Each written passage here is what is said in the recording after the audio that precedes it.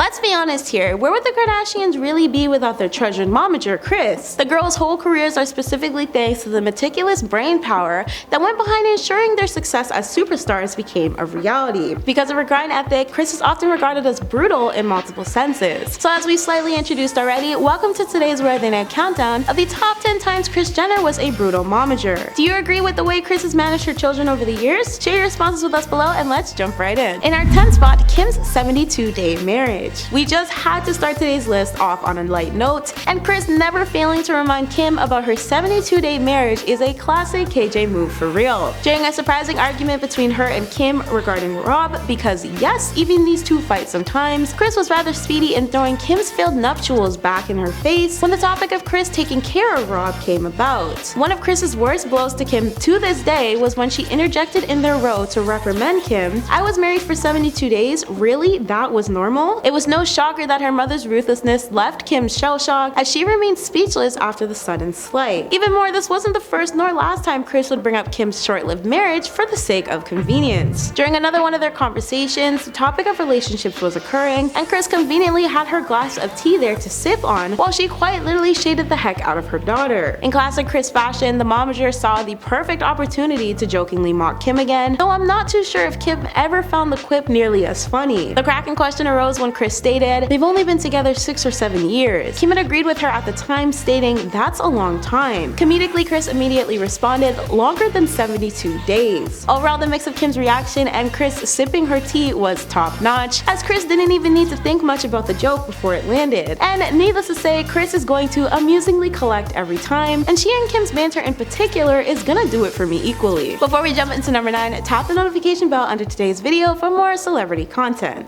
In our 9th spot, playing favorites. It's no secret that Kim is Kris's favorite Kardashian daughter, as she has literally openly stated such before. You may be surprised given how often she comes for her neck, but it's true. Similar to Kylie being Kris's favorite Jenner, it truly doesn't take a genius to know that Kris tends to often share love for one child over the others, even if she hadn't been as honest about her interesting motherhood tactics. Mainly because her behavior has been noticeable as early as the start of her famous family's reality show. One incident in particular between Kim and Kourtney is just a single example of proof of Kris's favoritism habits. The mother of 6 shocked fans alike after she reportedly snubbed Kourtney in a former social media post while praising Kim for her then newest career move. This came to fans' attention after Kris shared an Instagram upload of her announcing her part in her and Kim's then business collaboration. The momager wrote on the platform similar to Kim's, "So proud, honored, and excited to be a part of this." At the same time as Kim and Kris actively promoting their shared collaboration for their Sky Partners firm, Kourtney was teasing her own brand's release called Leam. Fans put together an online thread which pointed out the fact that Kris had not followed her daughter's fresh clothing brand even though she was boasting about Kim's project. One fan commented on the matter, "I noticed Kris is not following Leam. She does follow Sky and reposted Kim's post. Weren't they announced at the same time? I wonder if she's not involved with Leam." This was amid the Kardashians supported speculation that the sisters were beefing from a month prior after the Poosh founder previously announced the launch of her skincare line. Because Kim's skin brand was released only 2 months ahead of Kourtney's, there was obvious room for rivalry. And let's just say it's rather interesting of Kris to pick sides between her daughter's businesses. But hey, she's also done similar things between Kylie and Kendall in the past. I guess that's just how she momages. In our 8th spot, Kylie's little pony. There was a time when Kris was just not feeling Kylie's hairdo, and she was not afraid to let her youngest daughter know how she viewed her bright blue bob with black roots look. She bluntly told Kylie during their conversation,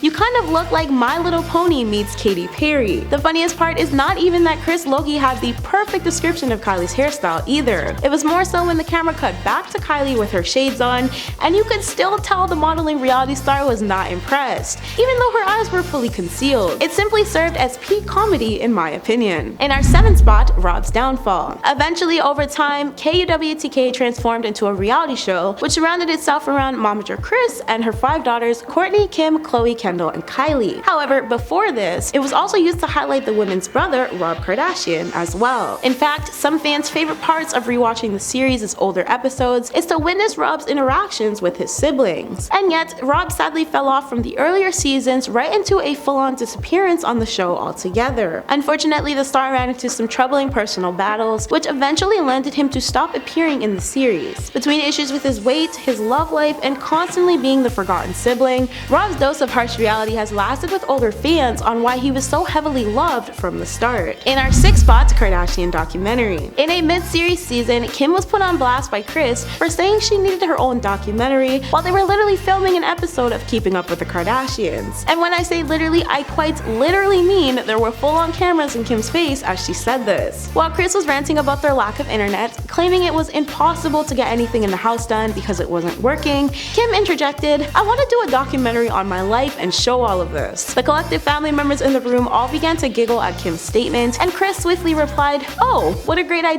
Maybe call it Keeping Up with the Kardashians." Surely this was an oopsie-daisy type of moment for Kim, and Kris made sure she was aware of how silly her proposed idea truly was. Thankfully, for the greater good of the audience's amusement at that. In our fifth spot, targeting Khloe. Kris's question on whether she was a mean momager for the reportedly cruel and heartless comments she made to Khloe in a more recent episode of their reality show. Kris was likely feeling the heat of the fire she went under for what has been dubbed as her insensitivity. In a clip from the family's revised Hulu show, The Kardashians, Kris droned on and on about Khloe's ex and daughter's father, Tristan Thompson. While she spoke about Tristan in a shockingly excited and positive manner, Khloe seemed incredibly uncomfortable the entire time, only responding with head nods and clipped sentences. As the conversation came to an end, Khloe and Kris mutually agreed on how much life can drastically change at any turn, a lesson Khloe was surely schooled in by Tristan. Supporters of the show were rapid with their responses to Kris's comments and Khloe's reactions through an online thread, seemingly confused as to why Kris brought Tristan up after the various scandals he and Khloe landed in. One person asked, "Why on earth was Kris going on and on about Tristan? Good grief." While another added, "I know, like clearly Khloe doesn't want to talk about him and Kris just keeps going on about him, totally oblivious to how uncomfortable Khloe is." A third viewer even suggested that seemed pretty cruel to keep bringing him up on camera after all Khloe has been through. As an additional one disclosed, "So cruel. She also did the same thing after she divorced Lamar. Poor Khloe, I wish Kourtney would send some new boundaries her way." One final person further ranted, "Why is Kris talking to Tristan? It was so heartless of her to go on about how life changes in a heartbeat, but using Tristan's basketball journey to talk about how life can completely change all of a sudden." In our fourth spot, Kim gets ridiculed. What started off as a brief phone call between Rob and Khloe, when Khloe was inquiring why he didn't call her as she was on her way to turn herself in, transitioned into Kris's arguably most iconic line to exist. Firstly, she exclaimed to Rob over the phone, "Your sister's going to jail. Have a little compassion." Then the scene was instantly cut to a far shot of the car driving down the highway. Through a momentary voiceover, Kris sounded completely done with Kim, and by the time the footage was placed back inside the vehicle, Kris seemed like she was one eyebrow away from yeeting herself out the window. She sighed to her daughter while mumbling, "Kim, would you stop taking pictures of yourself? Your sister's going to jail." Khloe seemed eager to responsively lighten the mood by motioning for Kim to take a picture of her mock hurting their mom, to which Kim complied. And honestly, Kris's annoyance didn't seem to last very long after. Her criticism eventually turned into letting loose, revealed in a YouTube short when Kris declared, "I only have one word for tonight, vodka," while still inside the car. In our third spot, disrespects in-laws. Apparently there was a whole fight between Kris and Caitlyn back when they were still married that turned a little bit ugly. When then Bruce basically pleaded for Kris to stay at his mother Esther's 87th birthday celebration, Kris pretty much turned down her party invitation by snapping,